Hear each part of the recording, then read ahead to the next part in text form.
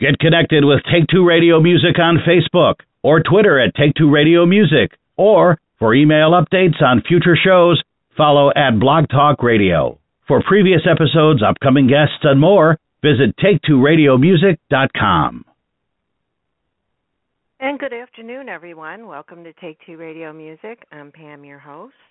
Happy Hump Day, happy Wednesday. Hope you all are having a great day. For some of you, half the day is over with. Some of you a little bit longer, like those in California. But yeah, I hope you're having a good day and it's going smoothly for you. I myself am getting over laryngitis, a cold and ear infection. When I get sick, I do it right and get them all at one time and get it over with. So today's a good day for me. And today I also have the great pleasure of speaking with a singer-songwriter, Rich-Cloke. And although you can call him a country singer, there's a lot of rock in that songs, in his songs. So let's find out more about that. Rich, are you with me? Hi, Pam. How are you? Hi, I'm living today. How are you? Good, thanks. Good. Thanks for having me on. Oh, you're welcome, and thank you for joining me today. I know you have a busy schedule, so how's your day going so far? Pretty good. I mean, the snow is kind of starting to melt, and I think it's slowly starting to warm up, but that might be wishful thinking. I know, right? Exactly. What state are you in? I'm actually in Canada. Oh, yeah, that's right, Canada. Sorry. I just had a No. No, a lot of people assume the states too. Yeah. Province. And we always blame Canada here in Illinois when we get snow and cold, you know. We blame you guys. Just so you know that. we blame Buffalo. We blame Buffalo first. Yeah. I thought yours would come. Maybe you would blame like the Arctic or something like that. But you blame Buffalo. No, I blame Buffalo. I'm like maybe half an hour from the Buffalo border, so they usually get hit pretty hard first, and then it's us. Yeah, and they've had quite a bit, too, so for the last couple of years. So I can imagine how much it's hit you guys. Absolutely. Yeah, well, we're getting close. We're in March now, so. But let's start out with a little bit of background on you. What was the very first thing that made you become interested in being in music? I was first introduced to music when I was, I think, 3 years old. I got my first little kid guitar at that age. And then when I was about 10 years old, I asked my parents, I said, I want to get a real acoustic or electric guitar. I want to take lessons. I want to be in a band. And that stuck. When I got to high school, I started playing in rock bands throughout the city. The vibe of the music scene where I grew up was very hard rock, very alt rock. And then when I turned 18, I was formally introduced to country music, and I kind of slowly started breaking away from playing in bands and writing my own music as a solo artist and learning how to sing properly and really dive right into the genre. And, we speed up the clock to, 2014, and I've released my first record. Felt I was ready. I'm ready to do this. I'm educated enough to try to make a good first impression anyway, and go from there. Well, did you feel that maybe you had the inner country boy in you when you were playing rock music, or is just when you got introduced to country music, it kind of pulled it out of you? I felt that I could relate a lot to the genre of country, and when I started writing my own songs, people were saying, "Oh man, you got a really cool you might be really cool for country," and it's like, "Oh, that might be something to look into." So, and I just fell in love with, like my generation would be Garth Brooks. Absolutely love the guy. George Strait, Randy Travis, all those old guys, and then Tim McGraw, heavy influence on what I'm doing. Who I'd say, Tim McGraw's kind of got his old stuff is country, but his newer stuff is a lot more rock kind of influences, and then just playing rock music and loving that genre, I felt like kind of mix the two together. you know, a little bit of rock with a little bit of twang. Yeah. Yeah, and you see that more these days. You know, there's not really specific genres that most indie artists or any artist can put themselves into these days. The country's mixed with rock, it's mixed with pop, and pop is mixed with hip hop, and you know you can go on from there. It makes it better for you guys in a way because you can express yourself in different ways, write musically different, and also gather new fans from different genres that you wouldn't have had if you stuck with just say old country or something. Absolutely. The beauty of music in general is just being able to express yourself and not really diving into one specific genre. Sure, you might be pulled in one direction, but if you're like myself, you know, you love all and respect every genre of music, and you know, who's to say? Right. And you look at country now. You've like you just said, you've got that pop rock influence. You've got that hip hop influence, kind of like what Forge the Door to the Line and Jason Aldean are doing right now. Right. You know, it's really cool, and it just helps expand the genre into new territory. Sure, people might not like it or agree, but you know, music is subjective, right? So. Exactly. There's always going to be something out there that you're going to like, and there's just like no excuse for somebody to say, I'm not listening to music anymore because it all blows. You know, it just doesn't work that way. I agree. I know. I mean, allow people to complain about something they're going to, right? But, you know, to each his own. Yeah. Don't listen to it if you don't like it, right? Right. And there's always the, you know, records and CDs and whatever back in the day. If that's the music you prefer, then go for it. But there's always going to be somebody listening to music, and that's all there is to it. I love the expansion. I love that the crossovers. I just think it makes it more interesting. And growing up, my mom loved country music, and there was some I liked. You know, I could put up with like Kenny Rogers and Dolly Parton and all that she was listening to. At that time, I was into like Black Sabbath and Led Zeppelin and those types. So we were on opposite spectrums there. And I used to make fun of her sometimes, when she was listening to it. Well, as I got older, I learned to appreciate more and more different types of music.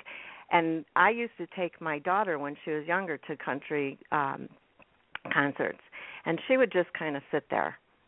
She would just go because Mom asked her to go. Well, now she's 24 years old, and her biggest one that she listens to is country music. But I think that has to do with how it's changed. So there you go. Mm-hmm.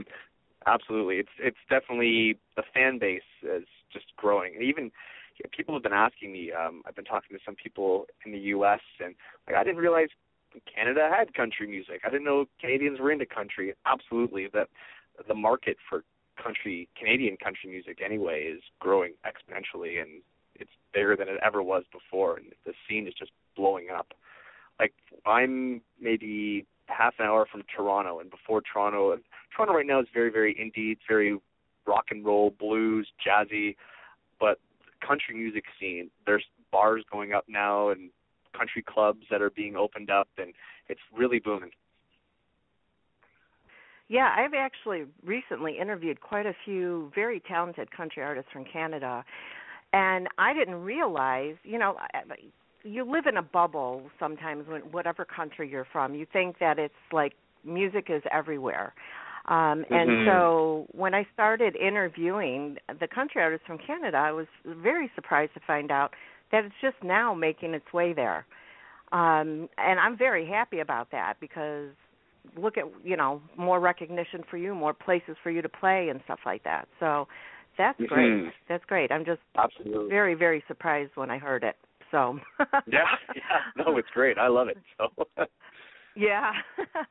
Now, speaking of Canada and that, you also used to play hockey. Was that professionally or just for fun? Not professionally. It was like a mix of house league and some rep. But when I got to about 18, it was like the same 7 guys that kept coming out to play. I mean, guys were being introduced to girls, so they didn't want to show up. I want to hang out with my girlfriend instead of coming to play hockey, and people stopped caring. And so I said, you know what, I'm going to put kind of sports on the back burner and really focus on a career in music. I still play pickup, from time to time with my friends, and it's always good to do and stay active, Right. Keep you in shape. Absolutely. Absolutely. I absolutely love hockey. I'm not real big into sports. I'm happy if one of our, Chicago teams wins something. You have to root for them. But I love hockey, and I watch it all the time. And, of course, the Blackhawks. Yay, love them, yeah, love absolutely. them. I'm a born and raised Blackhawks fan. Are you really? I am. Not even joking. Yeah, absolutely. Born and raised. I cannot believe that. Yeah, we took a trip down there last year to watch them play. Unbelievable experience. The vibe of, the United Center is, I think it's called the United Center, I think, right? Yeah. Mm-hmm. Yes. Yes, right. Just a sea of red, just the vibe is crazy, and I loved it. Loved it. And, yeah, nice to see them actually, winning some Stanley Cups. And, it's sad through all I know. The brutal years, which were back in the day. But yeah, definitely. It took them a long time, but they finally got on a little bit of a roll there. And this year they're kind of, but, I'm still rooting for them either way. So now that you said that, maybe you can come up with a Blackhawks song for the games. There you go. Just don't let Canada teams know this. I don't want you getting kicked out. Yeah. That's funny. So back to the music as far as writing, how do you do it? Do you get inspirations from everyday life? Do you sit down, take some time each day to write, or, does it come like sporadically, like you're driving down the road? I'm assuming it's a little bit of both. Absolutely. It's a little bit of everything. I do make time every day to do some writing to make sure, keep your chops sharpened. And I pull in for inspiration, though, from daily experiences, life experiences, past experiences, what's currently going on in my life, and where I see myself going in the future. I'm just kind of surround myself with, positive people, and I've got a lot of support from family and friends. So just having conversations with them kind of inspires me and what's going on with their lives. I'm like, I should write, I want to write a song about that. That's a good idea. It's a good message I think we can get across to people, and I think people can relate to it. And I just, sing about things that matter most to me. For the record, like the current record that just came out, in my opinion, I wanted to make a record that was very positive, make people smile, make people move, make people want to dance. So I pulled from very positive experiences in my life and went from there. And I think Did you ever have one of your friends or family? Did you ever have one of your friends or family members come up to you and say, "Hey, did you write that song about me?" Yeah. I get some friends and family, like certain songs, they'll say, "Hey, what's this? This is interesting. Who's this song about?" Or, what were you thinking when you wrote that song? I get it all the time, and people who, are interested in that. Even fans too, who have asked me, like, "Oh, this song really means a lot to me. It touches me." Mm-hmm. Can you explain what was going on in your life that made you write that song? So it's really cool to have those conversations.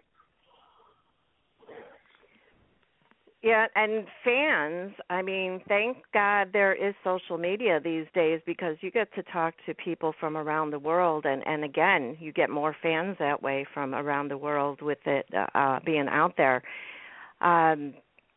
What do you enjoy about social media and interacting with them?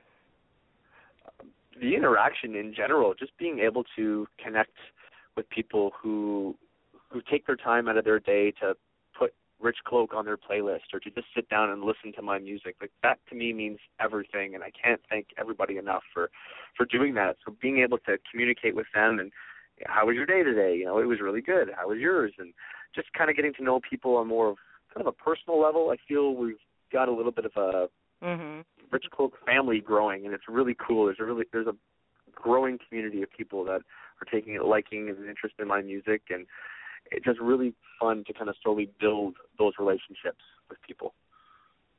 So I'd say the relationship. It is, the relationship you're building aspect. Yeah, without social media, I wouldn't be speaking with you right now, right? Absolutely. I mean, times have definitely changed. Where I think, in my opinion, if you're a musician or an artist or an actor or any sort of artsy profession, social media, you need to be on it. You need to be engaging with your fans and build up a network and build those relationships, because fans are going to allow you to continue to do what you love to do.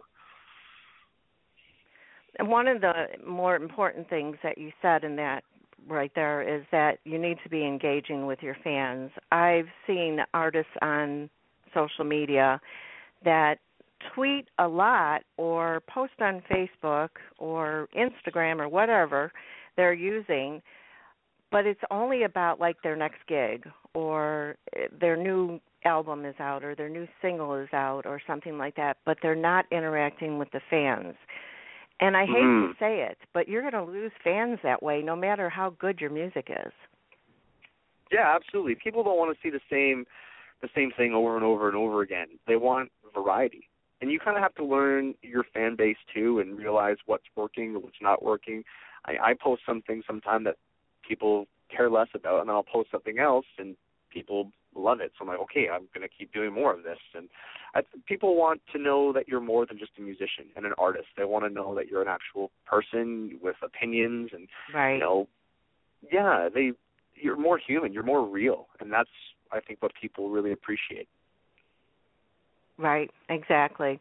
And speaking of social media, Heather on Twitter, she goes by H. Landskron, Landskron. She says, say hi to Rich-Cloke for me, and is he coming to Wisconsin in the USA? You are an amazing singer. Take care. Well, so thank you, Heather. We're currently working on putting some shows together. In Canada, for sure, a little bit harder to kind of go in the venture into the States, but we're currently working on it, trying to figure out some loopholes to play. But I've also just discovered this online live stream called Stage It, and you can actually, I know, artists like Jake Owen has done it. Like, it's little concerts that you put on in your living room, and people from all over the world can stream it. I know it's not as cool as seeing somebody live and going somewhere with all the flashing lights and the loud noises, but I think it's more of an intimate atmosphere where everything's stripped down, just you, an acoustic guitar, and it gives you the option to play for your fans where you might not be able to get to right away. It's actually the next best thing to seeing somebody live. I've been to quite a few Stage It concerts, and I absolutely love them.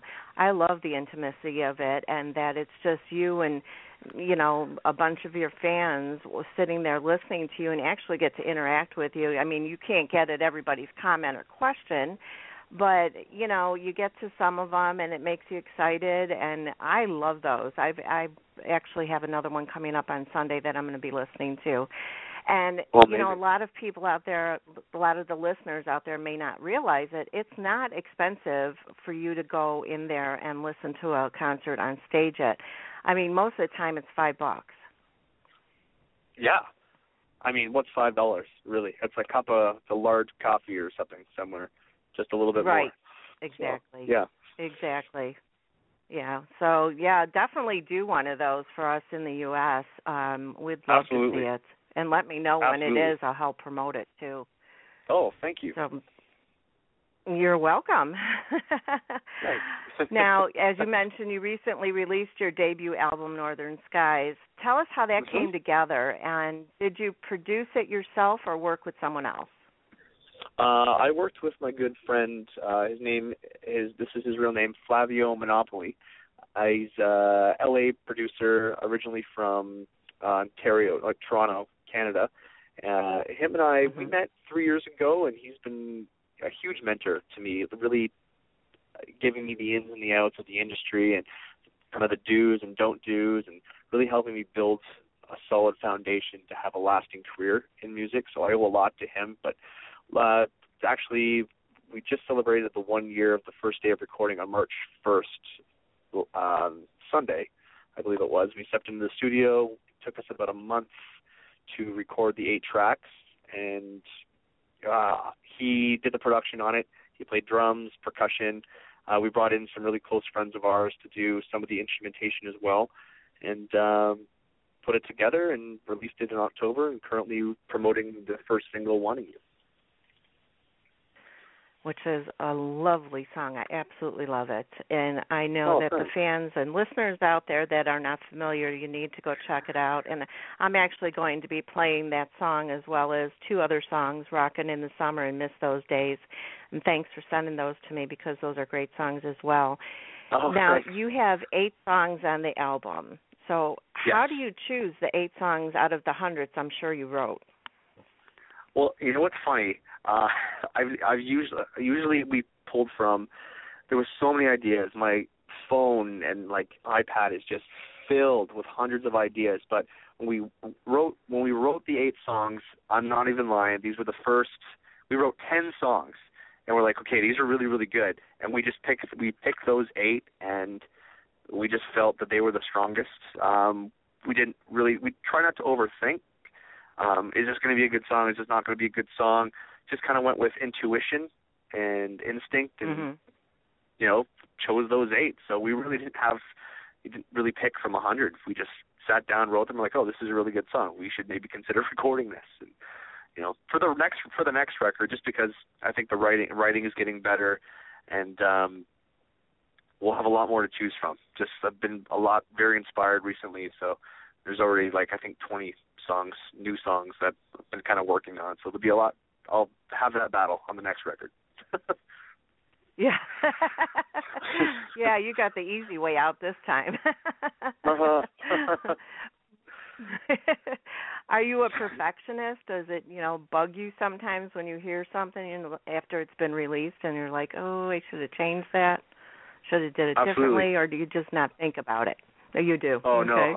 Oh, crazy overthinker. It's like a downfall. I think I drove Flav crazy throughout the entire experience.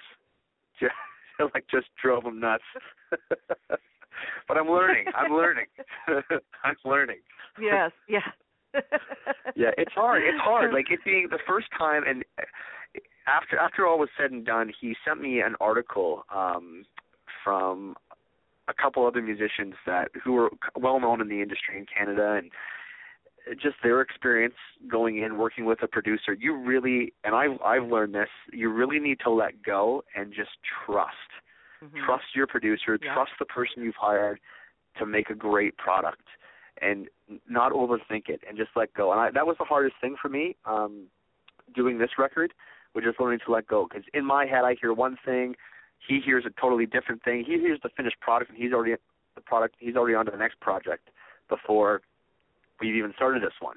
He just knows where he wants to go with the sound and the direction and the instrumentation and the arrangement. And for me, I learned that the next time around, it's just to let go, keep the faith, and just trust, and it's going to work out. Definitely. And just as as a person listening to your music, we don't hear the things that you do. We just want to know the beat is good, the lyrics are good, it's something we can relate to, and that's all that matters to us. So, yeah, absolutely. Don't overthink it. I know. And I'm the same way. People will show me a song and like, Rich, I want to play you this song, but just so you know, it's not done yet. It's really rough. I haven't figured out the lyrics yet. The chords might not be like relax, just play the song.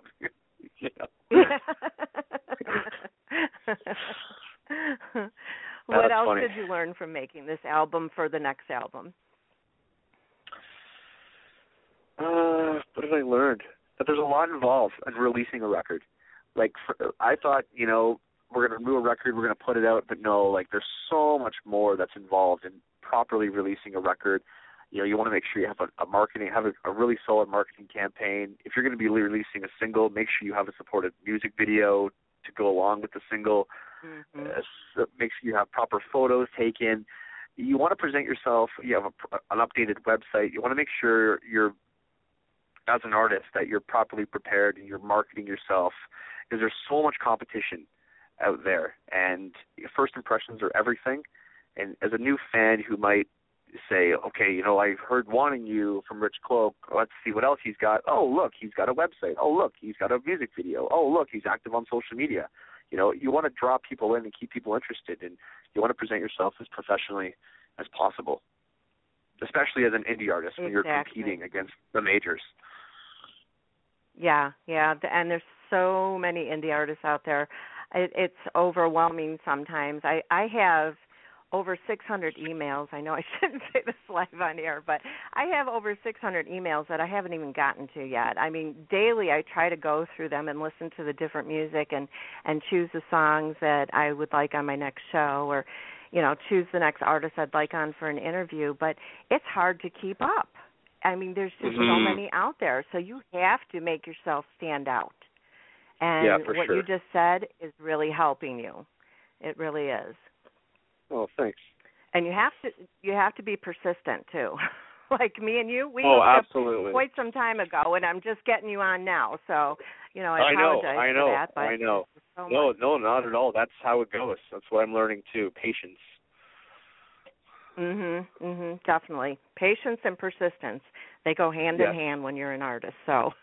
Absolutely. Now, the name of the album usually comes from a song that's on it, but yours is not. So where did Northern Skies come from? It's taken from a lyric in one of the songs, You're My Kind of Country, and just for us, like, camping's always been really, really cool for me. I love it. It's just going up north and just seeing the sky at night. And when we shot the photos, we were up in the country, in a farm field, and when the sun was going, it was in the summertime, just that nice, that orangey, what the sky looks like when the sun's going down in the summer, then when all the lights come out, and you got all the fireflies, and it's like, wow, this is amazing. And then we're talking about what should we name the album, and that memory just came back. I'm like, oh, we should name it this. And, you know, I think it was a good choice. Yeah, I love those pictures too when I see them of the sunsets and that and the orange glow, and it's just beautiful. So, and that goes along with the album then, especially if it's a lyric. So that works well. Now, why did you choose to release Wanting You as a single instead of one of the other songs? Personally, for me, it was the strongest song. I think pick the strongest song to lead off the record. We had some feedback from a few industry people who had recommended that be the song that we go with. So was trusting people, and so far the feedback has been overwhelming. It's been great. People are loving it. People are digging it, and I can't thank them enough for taking the time to listen. Yeah, and definitely the video too. As you said, you made one for it, and I absolutely loved it. Where was it filmed, and how involved were you in the making of the video? I was very hands-on in the making of it. We filmed it in the current city that I'm living in Burlington. A local bar allowed us to shoot over a weekend, and everybody involved, everyone you see in the video is all friends or blood relatives. So it was really cool to have friends and family out on the day of the shoot to be involved in it. So it was really, really fun experience. And we're just gearing up right now to release the second single, and just kind of in the planning stages of a new music video as well. So stuff to look forward to. Which song are you going to release next? Rockin' in the Summer will be the next single. We were going to release that one first, but we kind of missed the summer run. So we'll be releasing that song definitely in May to get that May, June, July, August, and then we'll be into a third single to be determined. Yeah, and then you'll have people in their cars with their windows actually open and singing to that song. Absolutely. You know? Right now, with it being so cold and winter and that, you know, we play it because we just know that summer's coming along, and we, you know, have it in our mind. It's coming. Listen to summer songs, and it'll be here faster. You know? Yes, exactly. Now, which song is the closest to your heart and why? And it doesn't have to be one that's on the album. Well, I mean, if we're talking the album, the closest one that resonates the most for me would definitely be the ballad, which is called Northern Skies, Not Ready for Goodbye. We wrote that song Flav and I wrote that song together. We were going through, we just lost some close people in our lives, and we were kind of in a funk on the day we were going to write. And we said, I really want to write a song about this that encompasses kind of the emotions that we're feeling right now about losing the people that we've lost in our lives. And so the song for us is about loss and trying to be able to cope with losing someone that was, really close to you. Yeah. Yeah. And that'll be very relatable to every single person that listens to it, because we've all lost somebody close to us. So, yeah, that's definitely sure. a good one. Now, if you could do a duet with someone, who would it be? Ooh, if I could do a duet with somebody, I think I'd like to sing with Garth Brooks. That would be awesome. That would be unbelievable. My mind would be blown. Yeah. Yeah. That would be a lot of fun. Give them a For shout sure. out. You never sing know. with them. These guys do a lot of things like that. So. Mm-hmm. Yeah, no, definitely being able to sing with him would definitely be to sing with an icon like that, and just a legend in country music would be amazing. Now, when your music tops the country charts and you start winning awards, what will your first acceptance speech be like? What will you say? Well, I'm married, and my wife has been very, very supportive of everything that I've done. She's, the chief financial officer, the executive producer. So she would definitely be the first person I would thank, and I'd probably run overtime thanking her. So. Aw, that's so sweet. I love that. Love to hear the love. Now, I do. I love that. What do you want your fans to take away from listening to your music? I mean, I think like most artists, I think the goal is to reach people on an emotional level, where they can relate to your music and be able to say, hey, that song means something to me, and people have been reaching out and telling me that. So I think as an artist, when that fan tells you that, or it reaches them, or it changes their think about things, or puts them in a better mood, you've done your job as an artist, and that's what it's all about. Definitely. Now, I noticed you do little contests for your fans, and I think that's wonderful. It's another way of connecting with them and getting your music out there. Most recently, there's a signed CD and picture. So how did you come up with that idea? I've always been big on giving back, and what the least I can do for people that are taking the time to listen to my music is to give back to them and, give them my music, take it. It's free, so I want to, and they've been helping me to get my name out there by sharing my music and telling friends, telling family, posting my video, posting a song. So I feel let's have little mini contests every month that are simple, straightforward, and we'll have a winner, maybe two, maybe three, who knows? And then they're going to grow over time, especially when we get more merchandise or we start formally touring, whether it be T-shirts, concert tickets, VIP passes, just constantly like to give away. So it's just, I can't thank my fans enough. Oh, I love it. Now, when you do a concert or a gig, whatever you want to call it, to me they're the same thing. I call everything an album, and I call everything a concert. So when you do those, do you have a full band with you most of the time, or do you do a lot of acoustic? Right now, it's a lot of just acoustic gigs. It's cheaper for sure right now, and it's easier to book a gig where it's just you're not taking up space. It's easier to open for people, less politics involved. And I think at this stage right now, it's easier to plan. It's easier to plan because I just have to rely kind of on myself right now. But I'm, in the summer we're trying to get on a bunch of festivals right now for the summertime, so we'll be looking at hiring a full band and getting that ready to rock and roll. Yeah, they have a big country festival. It's like 3 days long. I think a Country Thunder is what it's called in Wisconsin. You should get yourself to one of those. I mean, for they sure, have absolutely.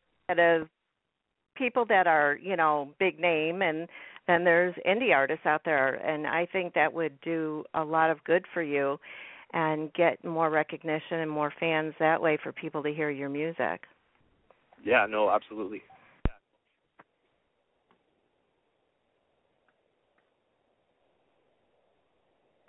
Are you there? Are you there? Are you there? Oh, okay. Yeah, I'm here. I heard a click and then I heard nothing. Yeah, I heard the same thing. But no, I agree. Getting on those festival bills would be unbelievable. Would be amazing. So, we've applied to a ton and a page's worth. So we'll see what happens. Well, I do hope you make it down this way. I'd love to see you live, and I know Heather would love to hear you in Wisconsin, so I'm sure there's many more across the states. So, yeah, definitely you got to make your way this way. Thank you. Now, I don't know this. You're welcome. You don't know this. I don't know this, but how does somebody from another country play here? Do you have to get, permission, or can you just come down and play somewhere? You have to get permission. You usually need a visa, especially if there's money involved. I mean, I'm sure there's other ways of going about it, but another avenue of what I was thinking of doing is maybe doing house concerts. Just going down, playing in someone's backyard for a small group of people. Another way of kind of connecting on a more intimate level with your fans. But no, to play formal concerts or gigs, you definitely need a visa to get down there and play. Oh, okay. And it's funny, that's another thing that we don't think of with Canada being right there, and we're so interactive with you guys that you just think that, you can cross the border and go play somewhere and not have to get a visa. I would think of that if somebody was coming from the UK, but not necessarily Canada. But, yeah, it's a whole different country, so I guess that's how it works. Well, why don't you let the fans know where they can find you and your music? Perfect. Well, they can reach me, my website and my central hub at rich-clokemusic.com. It's www.rich-clokemusic.com. You can find me on Twitter at rich-cloke music, Facebook, rich-cloke music. I'm very active. Drop me a line, say hi. I respond to just about everybody. So that's where you can find me. Yeah. And for our listeners, he spells his last name C-L-O-K-E, just so they don't try to put in C-L-O-A-K or something, Yes. There's different spelling. So, get the right spelling. Yes, thank you. And your music is available on iTunes and Amazon and wherever else, you can upload it or download Absolutely. it. And I noticed that you can purchase an autographed Northern Skies album along with the photo and a personal message from your website. That's awesome. Yes, definitely. Excuse me, sorry. I got that dry, tickly cough now from the end of the cold and the laryngitis, and it makes me insane.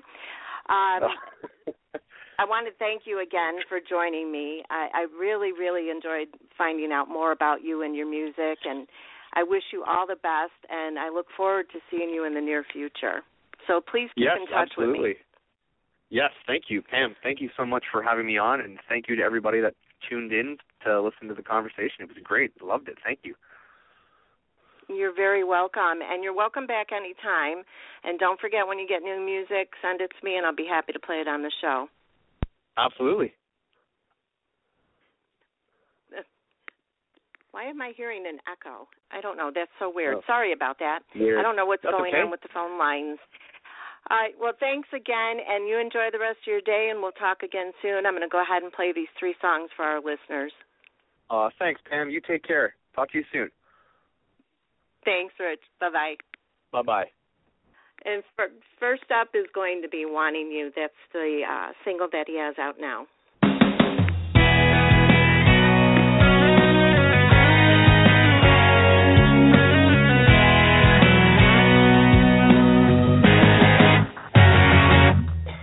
I'm hanging out with some buddies of mine. I'm shooting pool to kill some time. At the bar you're getting served, I'm thinking about working up the nerve. On a night with so much drinking, this feeling has got me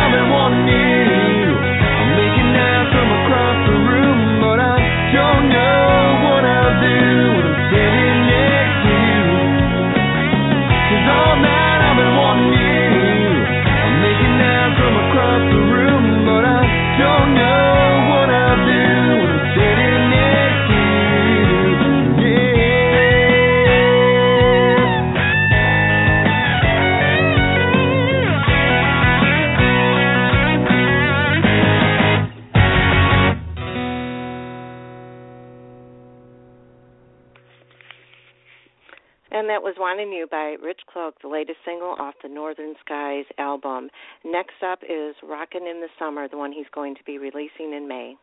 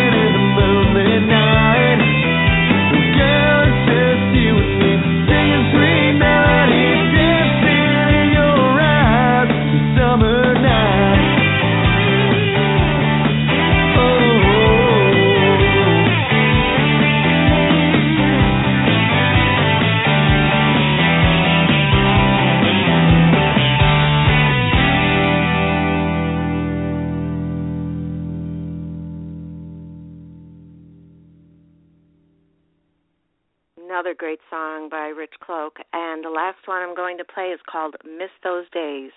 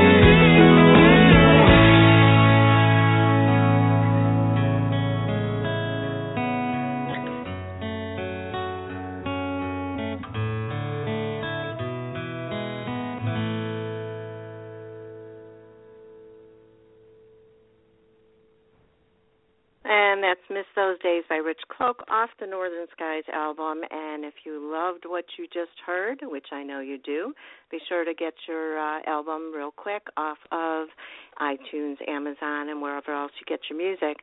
And don't forget, if you'd like an autographed Northern Skies album along with a photo and personal message, get it off of his website, which is rich-cloke.music.com. Again, that's CLOKE. Follow him on Twitter at rich-cloke music and find him on Facebook at rich-cloke music as well. And thanks again to Rich for joining me today. I really appreciate you taking the time out. And thank you to all of our listeners who listened in today. I believe that we have made many more fans for you, Rich, today. So that's a good thing. And I'll be back again on Monday at 3 p.m. Eastern Time with another hour of indie music from around the world. So I hope you'll join me then. Don't forget to take a little bit of time to go to take2radiomusic.com for upcoming guests. Previous interviews are on there. Previous playlists are on there. I also have a featured song every week with a little bit about each of the artists. There's a tab there for previously featured artists, indie artists that have been on our website for a week. And lots of other stuff, so check it out. And that's with the number 2, take2radiomusic.com. Take care, everybody. Enjoy the rest of your day, and we'll see you again on Monday at 3 p.m. Eastern Time. Bye-bye. Get connected with Take Two Radio Music on Facebook or Twitter at Take Two Radio Music, or for email updates on future shows, follow at Blog Talk Radio. For previous episodes, upcoming guests, and more, visit take2radiomusic.com.